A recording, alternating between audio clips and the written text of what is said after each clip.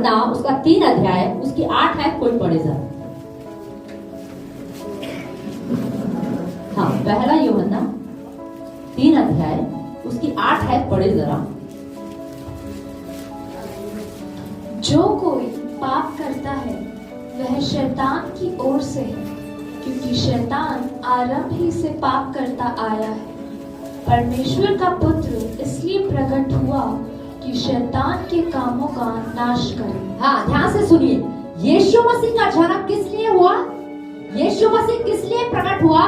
Bible में लिखा है यीशु मसीह इसलिए प्रकट हुआ ताकि शैतान के कामों का क्या कर सके? नाश कर सके। यीशु मसीह किस लिए प्रकट हुआ? किस लिए पैदा हुआ? किस लिए जन्मा? इसीलिए जन्मा ताकि वो शैतान के कामों का क्या कर सके? नाश कर सके। शैतान के काम कौन से हैं?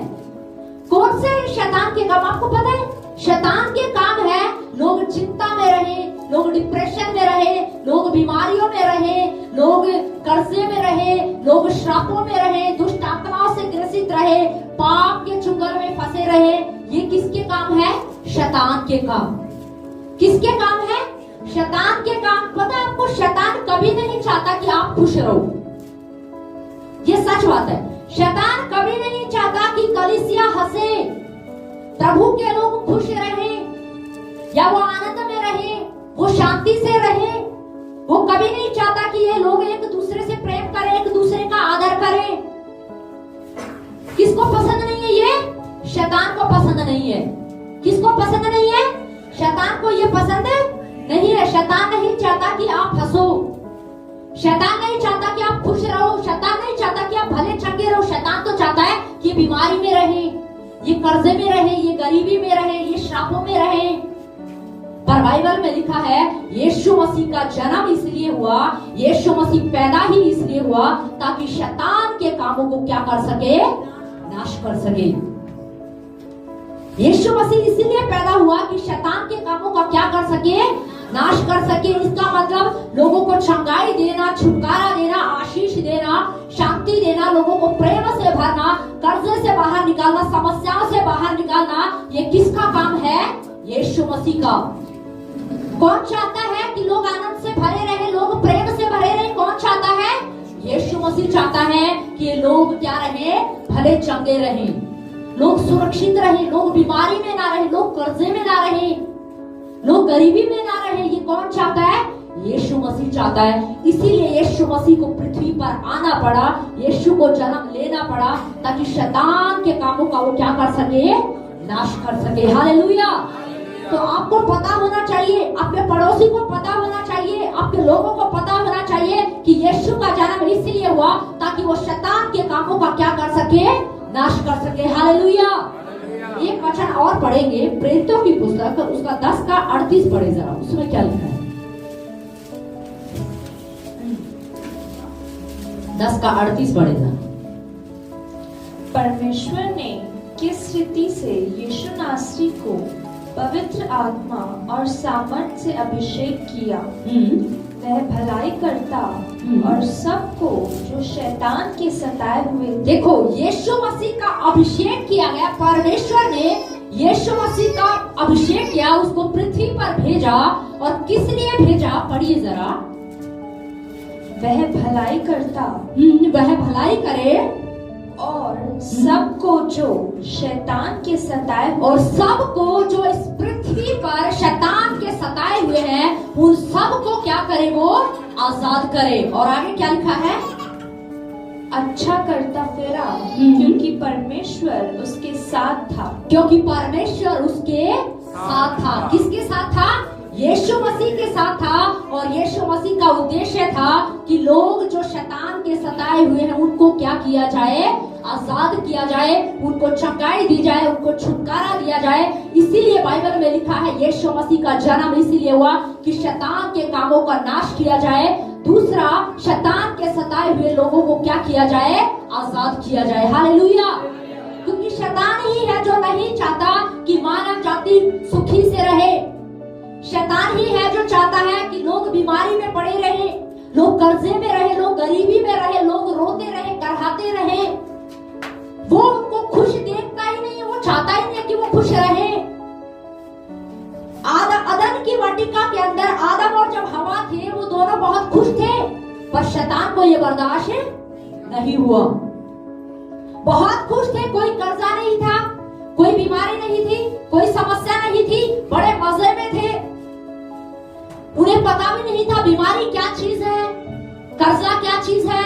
खाते थे, पीते थे, मस्त रहते थे। पर शैतान को क्या थी? शैतान को यह बर्दाश्त नहीं हुआ, उसको चिढ़ थी। इसीलिए उसने आदम को क्या किया? पाप में गिराया। इसीलिए वो पाप को लेकर आया ताकि मनुष्य जाति क्या करे? रोती रहे, करहाती रहे, बीमारियों में पड़ी रहे। पर शैतान के इस पाप के प्रभाव को खत्म करने के लिए यीशु मसीह जन्मा, ताकि शैतान के सारे कामों का क्या कर सके? वो नाश कर सके। और शैतान के अर्थात पाप के सताए हुए लोगों को यीशु मसीह क्या कर सके? आजाद कर सके। Hallelujah, hallelujah. अब आपकी बारी है। ये किसकी थी? ये यीशु मसीह की थी कि यीशु मसीह जन्मा क्यों?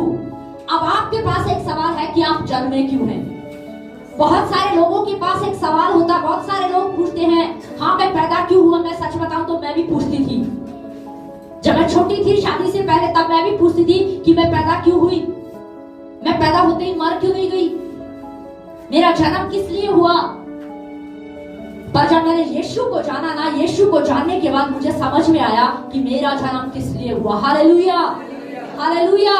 अगर आपके मन में कभी ऐसा सवाल आया ना और आपको लगता है कि मैं पैदा क्यों हुआ या मेरा जन्म किस लिए हुआ, तो अपने पड़ोसी को एक बार हिम्मत देके बोलना है। आप बोलो कि आप शैतान के कामों का नाश करने के लिए पैदा हुए हो। हाँ बोलो, आप शैतान के कामों का नाश करने के लिए पैदा हुए हो। आप शैतान के सताए हुए लोगों को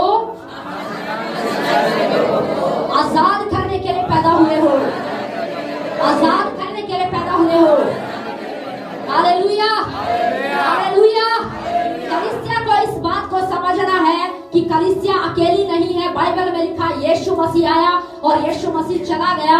यीशु मसीह ने कहा मैं तुम्हें अनाथ नहीं छोड़ूंगा, एक सहायक तुम्हें दूंगा, वो पवित्र आत्मा, वो सत्य का आत्मा जो तुम्हारे अंदर रहेगा, तुम्हारे अंदर वास करेगा और तुम्हारी अगुवाई करेगा, तुम्हारी कमजोरियों में, तुम्हारी दुर्बलताओं में तुम्हारी मदद करेगा। Hallelujah, hallelujah. तो कलीसिया को टेंशन लेने की जरूरत नहीं है, ये सोचने की जरूरत नहीं है। अगर घर में जाकर आपको लगता है ना कि मैं अकेला हूँ, तो आपको समझने की जरूरत है कि पवित्र आत्मा आपके अंदर है। हालेलुया। आपको लगता है कि आप ऑफिस में जाते हो पर आप अकेला महसूस करते हो, आप स्कूल में जाते हो आपको लगता है आप अकेला महसूस कर रहे हो, पर मैं आपको कहना चाहती हूँ आप कोई साधारण व्यक्ति नहीं है। हालेलुया। आप कोई साधारण व्यक्ति, कोई साधारण नहीं है, क्योंकि बाइबल में लिखा है पवित्र आत्मा आपके अंदर रहता है। इसका मतलब यहूदा का शेर बब्बर आपके अंदर रहता है। Hallelujah, hallelujah. जब यहूदा का शेर बब्बर स्वयं परमेश्वर का पुत्र यीशु मसीह पवित्र आत्मा के रूप में जब आपके अंदर रहता है, तो क्या आप अकेले हैं? क्या आप अकेले हैं? क्या आप कमजोर हैं? क्या आप दुर्बल हैं? नहीं। Hallelujah, hallelujah. और मैं कलीसिया को बताना चाहती हूँ, जब आपने यीशु मसीह पर विश्वास किया, तब से लेकर आज तक शैतान का कोई भी प्रभाव आपके ऊपर सफल नहीं होगा। Hallelujah, hallelujah. आपको ये भरोसा होना चाहिए कि मैं जिस परमेश्वर पर भरोसा करता हूँ, मैं जिस यीशु पर भरोसा करता हूँ, उस पर भरोसा करने के बाद शैतान के काम नाश हो गए। आमीन। क्या हो गए? जब आपने यीशु पर विश्वास किया ना, उसी दिन शैतान के सारे काम, सारी युक्ति, सारी योजनाएं जो आपके विरोध में थी, वो क्या हो गई? नाश हो गई। पर हमें क्या होना चाहिए? ये भरोसा होना चाहिए। हमें क्या होना चाहिए?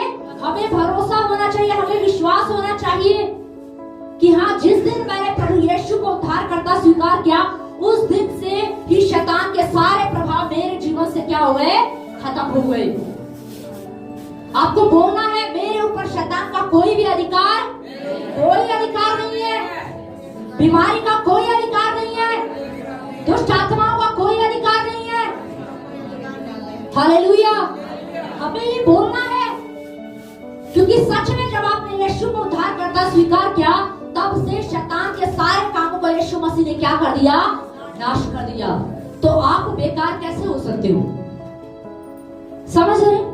तो इसीलिए हमें ये कभी नहीं सोचना है मेरा जन्म किस लिए हुआ, मैं पैदा किस लिए हुआ, मैं तो बेकार हूँ, मैं किसी लायक नहीं हूं। नहीं, आप बहुत लायक हो, आप बहुत खास हो। यीशु मसीह का जन्म इसलिए हुआ ताकि शैतान के कामों का नाश कर सके। आपका जन्म भी इसलिए हुआ है ताकि आप शैतान के कामों का नाश कर सके। हालेलुया। आपका जन्म भी इसलिए हुआ है ताकि आप शैतान के सताए हुए को क्या कर सको, आजाद कर सको। हमें अपने जन्म के बारे में समझना है, इसीलिए कभी भी अपने आप को कोसना नहीं है, हमेशा अपने आप को ब्लेस करना है। आज बहुत सारे लोग हैं जो दूसरों को आशीष देते रहते हैं, दूसरों को ब्लेस करते रहते हैं, पर अपने जीवन को क्या करते हैं, कोसते हैं। नहीं, प्रभु ने आप बहुत कीमती हैं, प्रभु ने आपके लिए कीमत चुकाई है। अगर आप प्रभु के राज्य में उपयोगी नहीं होते तो प्रभु आपको जन्माता नहीं, प्रभु आपको इस पृथ्वी पर पैदा ही नहीं करता। पर प्रभु ने आपको पैदा इसीलिए किया क्योंकि प्रभु को पता है कि ये वो लोग हैं जो शैतान के कामों का नाश करेंगे, ये वो लोग हैं जो शैतान के सताए हुए लोगों को आजाद करेंगे। हालेलुया। इसीलिए कभी भी अपने आप को कोसना नहीं है। हालेलुया। अब समझ में आ रहा है कि मैं किस लिए पैदा हुआ हूं? समझ में आया आपको? शैतान के कामों का नाश करने के लिए। इसीलिए कभी भी अपने आप को नहीं कोसना। एक वचन और निकालेंगे जरा, यिर्मयाह की पुस्तक उसका 1 अध्याय और 4 आयत से पढ़िए जरा। यिर्मयाह 1 अध्याय 4 आयत से। तब यहोवा का यह वचन मेरे पास पहुंचा, गर्भ में रचने से पहले ही मैंने तुझ पर चित्त लगाया और उत्पन्न होने से पहले ही मैंने तेरा अभिषेक किया। देखो, ध्यान से सुनो। अब परमेश्वर की वाणी, परमेश्वर का वचन यिर्मयाह के पास पहुंचा और परमेश्वर उससे कह रहा है, तेरी माँ के गर्भ में आने से पहले मैंने तुझ पर चित्त लगाया। ध्यान से सुनिए। आप ये समझ लो, ये वचन उस समय यिर्मयाह से बात कर रहा था। आज आप ये समझ लो कि ये वचन आज आपसे बात कर रहा है। आज आप समझ लीजिए कि ये वचन अभिषेक से बात कर रहा है। आप समझ लीजिए ये वचन आज निशा से बात कर रहा है। आज आप समझ लीजिए कि ये वचन आप हर एक से क्या कर रहा है, बात कर रहा है। यिर्मयाह के पास वचन पहुंचा और परमेश्वर यिर्मयाह से कह रहा है कि मैंने तेरी माँ के गर्भ में आने से पहले तुझे क्या कर लिया, चुन लिया। मैंने तुझ पर क्या लगाया, चित्त लगाया। तेरी माँ के गर्भ में आने से पहले ही मैंने तुझे क्या कर लिया था, चुन लिया था। मैंने तेरा अभिषेक कर दिया। आपको लग रहा होगा कि अरे मैं क्यों आया हूँ, आपको समझना है। आज ये वचन आपके पास आया और परमेश्वर आपसे कह रहा है, तू किसी के लिए उपयोगी है या नहीं? तू किसी के लिए बेकार हो सकता है, पर तू मेरे लिए बेकार नहीं। आज परमेश्वर आपसे बात कर रहा है और परमेश्वर आपसे कह रहा है, तेरी माँ के गर्भ में आने से पहले ही मैंने तुझे क्या कर लिया, चुन लिया। तू मेरा है। हालेलुया। तू क्या है, तू मेरा है। यिर्मयाह को पता नहीं था, यिर्मयाह ने कभी नहीं सोचा होगा कि परमेश्वर उसको ऐसे खड़ा करेगा, ऐसे इस्तेमाल करेगा। कभी आपने सोचा था कि आप यहाँ पर आएंगे? कभी आपने सोचा था कि आप ऐसे बैठे होंगे, आप ऐसे प्रार्थना करेंगे, आराधना करेंगे? लेकिन परमेश्वर को पता था, पर क्योंकि बाइबल में लिखा परमेश्वर ने गर्भ के अंदर आने से पहले ही आपको क्या कर लिया, चुन लिया। मैं कह रही हूं, आप बहुत खास हैं। आप प्रभु के राज्य में क्या है, बहुत खास हैं। इसलिए ये नहीं सोचना कि मैं क्यों पैदा हुआ, मैं क्यों जन्म लिया मैंने। और आगे क्या लिखा है, जरा पढ़िए। मैंने तुझे जातियों का भविष्यद्वक्ता ठहराया। मैंने तुझे जातियों का क्या ठहराया है, भविष्यवक्ता ठहराया है। और आगे, तब मैंने कहा, हाय प्रभु यहोवा, देख मैं तो बोलना भी नहीं जानता। आप ध्यान से सुनिए। देखो, परमेश्वर उससे कह रहा है कि मैंने तुझे क्या किया है, चुन लिया है। अब आप में से कितने सारे लोग, जितने आप विश्वास करते हैं ना, समझ लो ये वचन आपके लिए, जो विश्वास करेगा ये उसी के लिए है। अगर आप भरोसा करें, आप विश्वास करें, तो समझ लो आज ये वचन आपके लिए है। और परमेश्वर आपसे बात कर रहा है और परमेश्वर कह रहा है मैंने तुझे राष्ट्रों को जीतने के लिए चुना है। हालेलुया। मैंने तुझे भारत में एक बड़े काम के लिए चुना है। आमीन। मैंने तुझे गुड़गांव के अंदर बड़े कामों को करने के लिए चुना है। हालेलुया। आज परमेश्वर आपसे कह रहा है मैंने तुझे शैतान के कामों का नाश करने के लिए चुना है। हालेलुया। हालेलुया। आपके पास ये वचन आया है ना, बच्चों के पास भी ये वचन गया होगा, छोटे अभिषेक के पास भी गया होगा, ग्लोरी के पास भी गया, सबके पास गया है, बड़े हैं, बुजुर्ग हैं, बच्चे हैं, जवान हैं, सबके पास ये वचन गया है। अब यिर्मयाह क्या कह रहे हैं, पढ़िए जरा दोबारा इसी वचन को। तब मैंने कहा हाय प्रभु यहोवा, देख मैं तो बोलना भी नहीं जानता। हाँ, इससे पहले क्या लिखा है? मैंने तुझे जातियों का भविष्यवक्ता ठहराया। तब मैंने कहा हाय प्रभु यहोवा, देख मैं तो बोलना भी नहीं जानता। हाँ, आगे। क्योंकि मैं लड़का ही हूँ। हाँ, देखो यिर्मयाह क्या कह रहा है, प्रभु मैं तो बोलना भी नहीं जानता, मैं तो अभी बच्चा ही हूँ, मैं तो अभी 12 साल का हूँ, मैं तो 60 साल की हो गई हूँ। अब मेरा प्रभु के राज्य में क्या काम है? 60 साल की हो गई हूँ, 60 साल का हो गया हूँ, अब कोई काम नहीं है क्योंकि अब मैं बेकार हो चुका हूँ। बहुत सारे लोगों की मानसिकता है सच में, उन्हें लगता है वो 60 साल के हो गए अब वो किसी काम के नहीं है। नहीं, अगर आप विश्वास करते, चाहे बड़े हैं, बुजुर्ग हैं, जवान हैं, बच्चे हैं, अगर आप विश्वास कर रहे हैं तो आप ये विश्वास करें ये वचन आपके लिए है। हालेलुया। आप कभी ये मत सोचिए, आप सोच रहे हो कि अरे मेरी तो उम्र इतनी हो गई है, अब मैं तो इतनी उम्र का हो गया, मैं कुछ कर नहीं सकता। प्रभु क्या बात कर रहे हो, मैं तो अभी 12 साल का हूँ, मैं तो अभी 7 साल की हूँ, मैं कैसे करूंगा, मैं कैसे करूंगी, है ना? कई बार कुछ लोग सोचते अरे मैं तो सुबह नौकरी करती हूँ, शाम को ये करती हूँ, खाना भी बनाती हूँ, ये भी करती हूँ, प्रभु मैं कैसे करूंगी?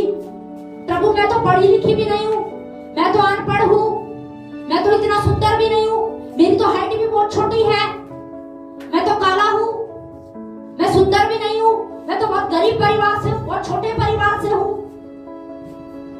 यिर्मयाह भी तो यही कह रहा है ना, क्या कह रहा है? मैं तो क्या हूँ? बालक हूँ। और आप कह रहे हो राष्ट्रों को हिलाना है, राष्ट्रों को जीतना है, लेकिन मैं क्या हूँ? बालक हूँ, बच्चा हूँ। मैं कैसे करूंगा प्रभु? मुझे तो बोलना भी नहीं आता। वो काम आपका नहीं है। अगर परमेश्वर ने आपको चुना है तो परमेश्वर उस बुलाहट को भी पूरा करेगा। Hallelujah, hallelujah.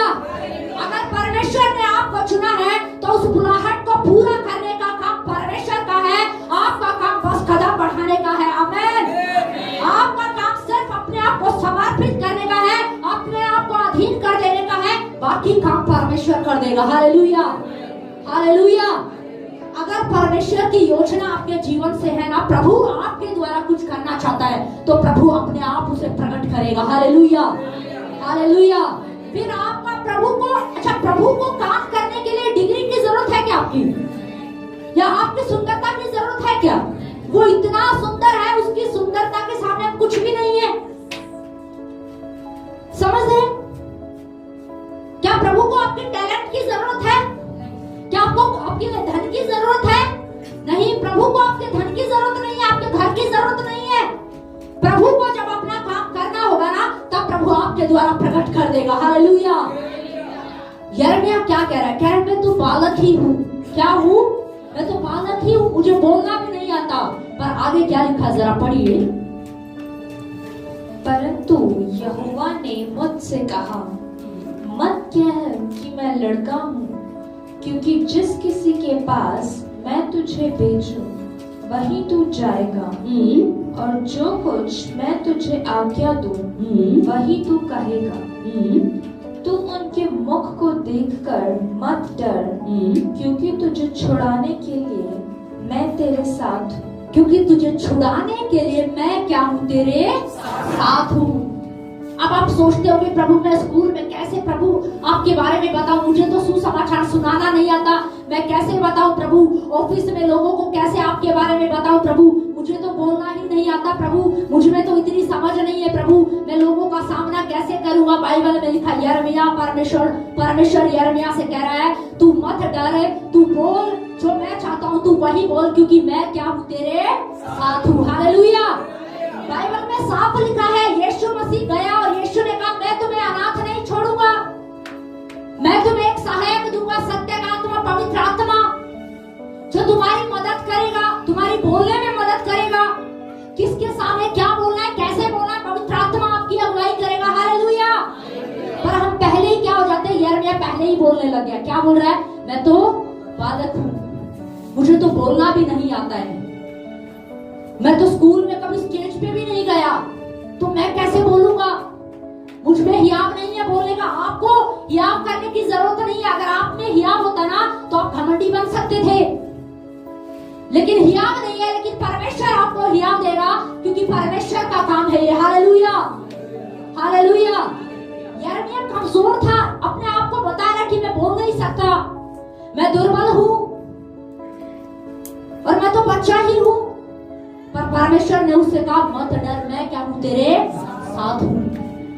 आप सोच रहे होंगे मैं कैसे अपने ऑफिस में, कैसे अपनी गलियों में, कैसे अपने पड़ोस में, कैसे रिश्तेदारों में प्रभु आपके बारे में बताऊं, कैसे प्रभु प्रार्थना करूं, कैसे मैं वचन पढ़ूं? प्रभु मुझे नहीं आता है। प्रभु आप कदम तो बढ़ाइए, प्रभु आपके साथ है। Hallelujah, hallelujah. प्रभु ये परिस्थिति से मैं कैसे लड़ूं? मुझे इससे समझ में नहीं आ रहा कि मुझे कैसे करना है, इस बीमारी का सामना कैसे करना है, गरीबी का सामना कैसे करना है। बाइबल में लिखा परमेश्वर आपके साथ है। हालेलुया। आप इसीलिए जन्माए गए हैं ताकि शैतान के कामों का नाश कर सके। हालेलुया। और आगे क्या लिखा है? तब यहोवा ने हाथ बढ़ाकर मेरे मुंह को छुआ और यहोवा ने मुझसे कहा देख मैंने अपने वचन तेरे मुंह में डाल दिए हैं। सुन, मैंने आज के दिन तुझे जातियों और राज्यों पर अधिकारी ठहराया। देखो अगर आप ये वचन रिसीव कर रहे ना विश्वास के साथ, तो आप सुनिए ध्यान से कि क्या लिखा है। हाँ पढ़िए जरा। तब यहोवा ने हाथ बढ़ाकर मेरे मुंह को छुआ और यहोवा ने मुझसे कहा देख मैंने अपने वचन तेरे मुंह में डाल दिए। देखिए आपको सोचने की जरूरत नहीं प्रभु मैं क्या बोलूंगा, पड़ोस में जाके क्या बोलूंगा, स्कूल में क्या बोलूंगा, कॉलेज में क्या बोलूंगा, घर में क्या बोलूंगा। आपको सोचने की जरूरत नहीं है। अगर आप इस वचन पर विश्वास कर रहे ना, तो आप विश्वास करें परमेश्वर ने अपना वचन आपके अंदर डाल दिया है। हालेलुया। और आगे क्या लिखा है? सुन, मैंने आज के दिन तुझे जातियों और राज्यों पर अधिकारी ठहराया है। मैंने तुझे जातियों और राज्यों पर क्या ठहराया है? अधिकारी ठहराया है। हालेलुया। आप कोई साधारण व्यक्ति नहीं है। आपको प्रभु ने इसलिए ठहराया है ताकि आप गुड़गांव के अंदर बड़ा काम कर सके। हालेलुया। आप हरियाणा के अंदर प्रभु की महिमा प्रकट कर सके, इसीलिए परमेश्वर ने आपको जन्माया है। हालेलुया। और आगे क्या लिखा है? उन्हें गिराने और ढा देने के लिए, नष्ट करने और काट डालने के लिए, या उन्हें बनाने और रोकने के लिए। देखो परमेश्वर यिर्मयाह से क्या कह रहा है? परमेश्वर यिर्मयाह से कह रहा है तेरे पास इतनी पावर है कि तू ढा सकता है, गिरा सकता है, उखाड़ सकता है, तू रोक भी सकता है। हालेलुया। परमेश्वर ने यिर्मयाह को इतनी पावर दी। आप विश्वास करें आपके अंदर वो सामर्थ है कि आप शैतान के कामों का नाश कर सकते हैं, उखाड़ सकते हैं, ढा सकते हैं और कुछ नया बना सकते हैं। आमीन, आमीन। परमेश्वर ने वो ताकत आपको दी है कि गुड़गांव के अंदर, हरियाणा के अंदर, इस भारत के अंदर शैतान के कामों का नाश किया जाए और परमेश्वर की महिमा को प्रकट किया जाए। आमीन, आमीन। पर आपको क्या होना चाहिए? विश्वास होना चाहिए। आपको क्या होना चाहिए? विश्वास होना चाहिए। कौन यिर्मयाह पता है? बाइबल में लिखा ये शुरू में क्या बोल रहा है? ये कह रहा है मैं तो क्या हूँ? बालक ही हूँ। ये कह रहा है मुझे बोलना नहीं आता। परमेश्वर ने इसी को, जिसे बोलना नहीं आता था, जो बच्चा था, बाइबल में लिखा परमेश्वर ने इसी को खड़ा किया। Hallelujah, hallelujah. परमेश्वर को अगर कुछ पृथ्वी पर करना है ना, परमेश्वर को कुछ काम करना है, तो परमेश्वर को आपके टैलेंट की जरूरत नहीं है, आपके ज्ञान की जरूरत नहीं है। वो बहुत ज्ञानवान है, वो बहुत बुद्धिमान है, वो बहुत टैलेंटेड है। पर परमेश्वर को जरूरत है तो तो सिर्फ आपके समर्पण की। परमेश्वर को अगर जरूरत है तो सिर्फ किसकी जरूरत है? आपके समर्पण की, आपकी अधीनता की जरूरत है। यिर्मयाह को ये समझ में आ गया था यार। अब सोच के देखिए, कई बार आपने देखा है जब हम किसी को बोलते हैं, किसी नए बंदे को, या नए क्या, कुछ पुराने भी ऐसे होते हैं जिनको हम बोलते हैं भाई आपकी लाइफ में कुछ टेस्टमनी हुई है, कोई गवाही हुई है, तो आप इसको क्या करो, बांटो। क्या करो? उसको बांटो। तो यहाँ पे आके कई बार ना वो सोच के इतना आते हैं पर एक ही शब्द बोलते हैं। होता है ना कई बार।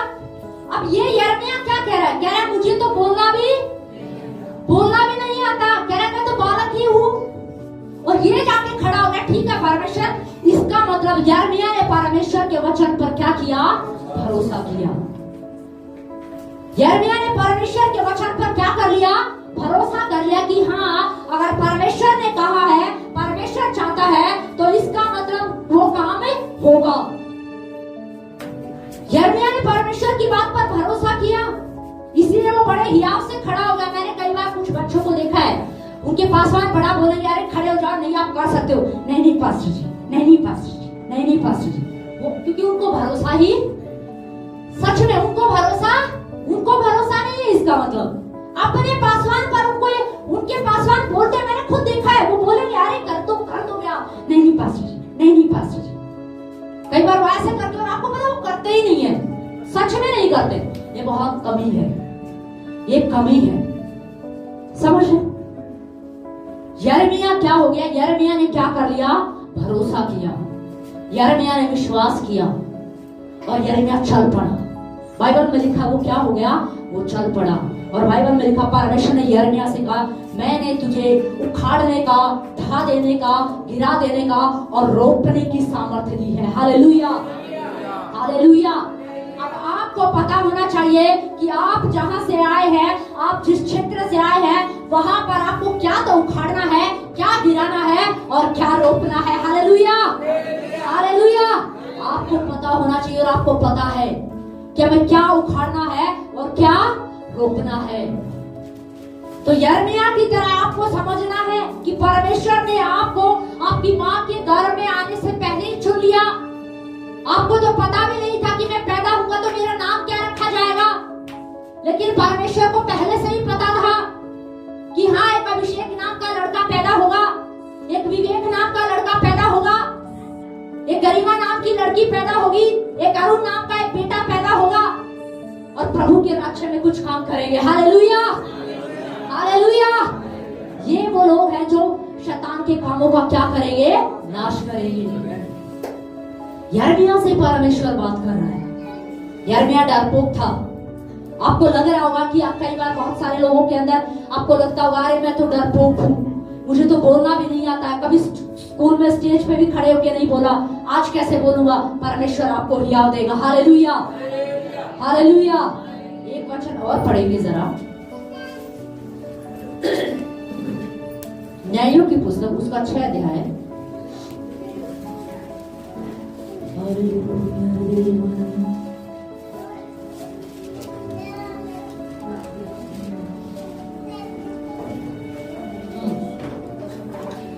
छह का 11 से पढ़।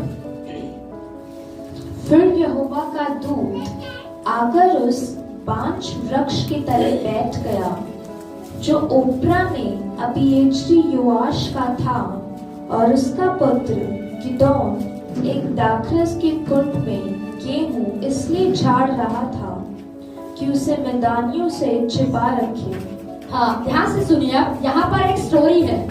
यहाँ पर क्या है?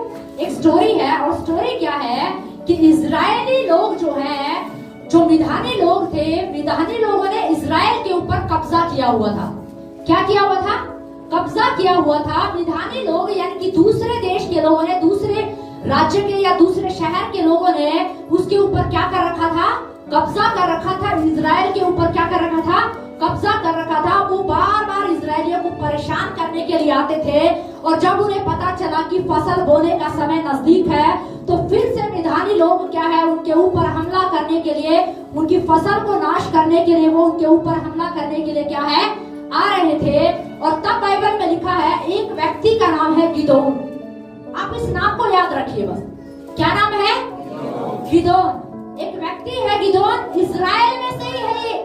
और जब इसने सुना कि मिधानी लोग आ रहे हैं, अरे उस शहर के लोग हमारे शहर पर कब्जा करने के लिए आ रहे हैं, हमला करने के लिए आ रहे हैं, तो वो गिदोन क्या था? वो बहुत डरपोक था।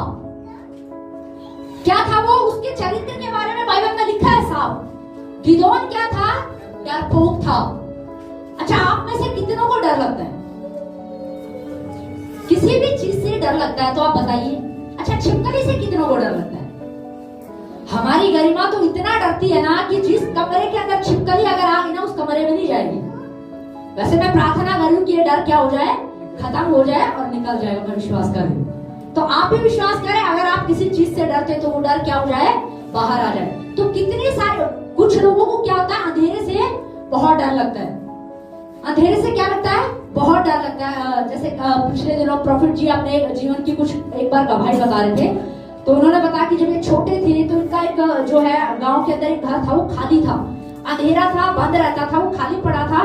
तो उसके घर के सामने से बताते हैं बड़ा स्पीड से भाग के निकलते थे, क्योंकि अंधेरा होता था, खाली था, तो क्या लगता था, थोड़ा डर सा लगता था कि अंदर से कोई आ ना जाए। तो कईयों को अंधेरे से डर लगता होगा, कईयों को किसी चीज से डर लगता है। गिदोन को भी डर लगता था। गिदोन को भी डर लगता था। गिदोन डरा हुआ था जब उसने सुना ना, अरे हमारे देश पर हमला करने के लिए आ रहे हैं, शत्रु हम पर हमला करने के लिए आ रहा है। आपको समझना आपका शत्रु कौन है, समझना आपको आपका शत्रु कौन है। समझ में आ रहा है आपका शत्रु कौन है? समझ में आ रहा है ना? अब ये मत सोच लेना कि मेरा शत्रु मेरी सास है, मेरा शत्रु मेरी बहू है, मेरा शत्रु मेरा पति है, मेरा शत्रु तो मेरा वो पड़ोसी है जो हर रोज कूड़ा, अपने घर का कूड़ा मेरे इधर डाल देता है। मैं उसकी बात नहीं कर रही हूँ। किसकी बात है? हमारा कौन शत्रु है? हमारा एक ही शत्रु है, वो कौन है? शैतान। और कोई हमारा शत्रु और कोई शत्रु नहीं है, क्योंकि शैतान ही पाप को लेकर आया और पाप से बीमारियों ने जन्म लिया। पाप से ही सारा मानव जाति के अंदर रोना धोना, बीमारी, समस्याएं, परेशानी किसके कारण आई? पाप के कारण। और पाप आया किसके कारण? शैतान के कारण। तो हमारा दुश्मन कौन है? शैतान है। तो अपने पड़ोसी से जलन नहीं रखना है, सास से जलन नहीं रखना है, पति से जलन नहीं रखना है, वो हमारे दुश्मन है नहीं है। तो अपने मन में से ख्याल निकाल देना। और जब मैंने बोला कि आपका दुश्मन कौन है, तो आपका ख्याल कहाँ कहाँ गया, उसको डिलीट कर देना। समझ रहे? तो गिदोन क्या था? गिदोन डरपोक था। बाइबल में साफ लिखा, जरा पढ़िए उसके बारे में। हाँ पढ़ो जरा 11 से। फिर यहोवा का दूत आकर उस 5 वृक्ष के तले बैठ गया जो ओप्रा में अबीएजरी युआश का था, और उसका पुत्र गिदोन एक दाखरस के कुंड में गेहूं इसलिए झाड़ रहा था कि उसे मैदानियों से छिपा रखे। देखिए गिदोन डरा हुआ था और एक 5 वृक्ष के पेड़ के नीचे जाके छिप कर थोड़े से गेहूं लेके क्या कर रहा था? साफ कर रहा था कि ये मिधानियों के लिए, ये जो गेहूं है ना, ये मिधानियों के हाथ ना लगे। आपको पता वो गेहूं ही लेके क्यों छुपा हुआ था? क्योंकि वो लोग क्या करते थे, उनकी फसलों को खराब कर देते थे, उनकी फसलों को लूटने के लिए आते थे कि कुछ भी क्या है ये ना खा पाए, वो नाश करते थे और उनकी धन संपत्ति को क्या करते थे? लूटते थे, उन पर हमला कर रहे थे। पर गिदोन छिपकर क्या है? बैठा हुआ है। और आगे क्या लिखा है? उसको यहोवा के दूत ने दर्शन देकर कहा, हे शूरवीर सूरमा, यहोवा तेरे संग है। हाँ, आप ध्यान से सुनिए यहाँ पर। अब परमेश्वर का एक दूत गिदोन के पास आया। गिदोन छिपकर बैठा हुआ है एक पेड़ के नीचे कि मिधानी मुझे देख ना पाए, मैं मिधानियों को दिखाई ना दूं, मैं बच जाऊं, मेरे थोड़े से गेहूं है ये भी क्या हो जाए? बच जाए। समझ रहे? लेकिन परमेश्वर का एक दूत गिदोन के पास गया और गिदोन से क्या कहा? हे शूरवीर सूरमा। अब बताओ गिदोन कर क्या रहा है? छिपा हुआ है, डरा हुआ है, लेकिन परमेश्वर उसको क्या कह रहा है? हे शूरवीर सूरमा। आपको एक बात बोला, इस चीज से एक बात सीखना। आपको कोई भी व्यक्ति अगर आपकी लाइफ में मिलता है ना, चाहे उसे कुछ भी ना आता हो, मैं आपको सच बता, चाहे उसे कुछ भी ना आता हो, अपनी जिंदगी का पैटर्न बना लो और उसे कहो कि आप कर सकते हो। उसे कहो कि आप कर सकते हो। उसे कहो आप कर सकते हो, आप कमजोर नहीं हो, आप दुर्बल नहीं हो। हालेलुया। आपको पता ये शब्द है ना, उसके अंदर पेट्रोल की तरह काम करेंगे। अगर वो नहीं भी करना चाहेगा ना, आप एक बार बोलोगे, 10 बार बोलोगे, 50 बार बोलोगे, 1000 बार बोलोगे ना, सुन सुन के उसे समझ में आ जाएगा कि अरे मैं कर सकता हूँ। Hallelujah, hallelujah. उसे समझ में आ जाएगा कि अरे मैं कर सकता हूँ। पर हमें क्या करना है? हमें अपनी मानसिकता को क्या करना है? बदलना है। गिदोन डरा हुआ है और स्वर्गदूत कमाल की बात कर रहा है। स्वर्गदूत कह रहा है, हे शूरवीर सूरमा। अब गिदोन की हालत देखिए आप। गिदोन तो बेचारा डरा हुआ है, कांप रहा है। शत्रु आकर कब हमला कर रहे हैं कुछ नहीं पता।